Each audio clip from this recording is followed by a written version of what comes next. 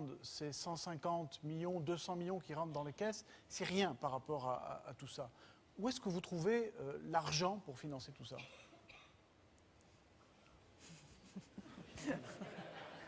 Attention. Alors. Mais je m'en amuse parce que, d'abord, la question n'est pas nouvelle. Et deuxièmement, vous commencez par dire votre programme est dispendieux. Mais non, monsieur. Vous êtes un journaliste, donc les mots ont un poids pour vous. Quand vous créez 1 million de logements en 5 ans, ça coûte de l'argent. Vous ne pouvez pas dire que ça coûte pas d'argent. Vous allez voir. Mon programme rapporte plus qu'il ne coûte. Oui. C'est ça la nouveauté. Mais d'abord, commençons par les mots. Est-ce que vous diriez que le soin qui est dû à la santé de votre enfant est trop dispendieux, monsieur? Non, bien sûr que non.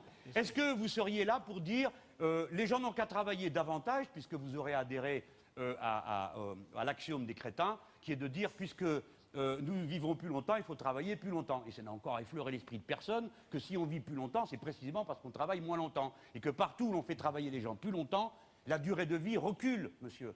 C'est ça que je veux que les téléspectateurs entendent. C'est qu'aujourd'hui, à l'heure à laquelle nous parlons... C'est pour ça que c'est compliqué de revenir à 60 ans pour la retraite, par exemple. Monsieur, ce n'est pas compliqué. Ce n'est compliqué que si on a peur. Mais si on n'a pas peur et si on considère que le droit à la retraite à 60 ans, c'est un droit, si nous avons été capables de faire vivre... Oui, mais je sais bien. Payer. Attendez. Écoutez d'abord la parole humaine, monsieur, avant de sortir votre livre de compte. La parole humaine. Oui ou non, votre père, personne n'arrive à comptabiliser. Votre père, mais c'est rien du tout à comptabiliser. Ça a été fait, l'Institut Montaigne a calculé ça. Ma mesure coûte 33 milliards dans une seconde. Je vais vous lire le papier, vous saurez où je les trouve. Écoutez-moi, votre propre père, ou votre propre mère, ou votre grand-père, ne se sont-ils pas tués à la tâche? Est-ce que ce n'est pas votre devoir de faire que le monde soit meilleur pour les suivants que celui que vous ont laissé les précédents?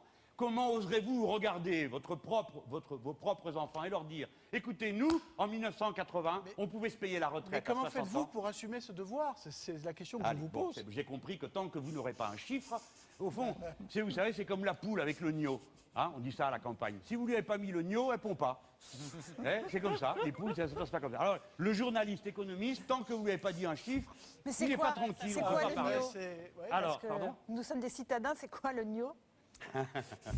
Honnêtement, moi je l'ai appris à la campagne. Eh bien, c'est un faux œuf.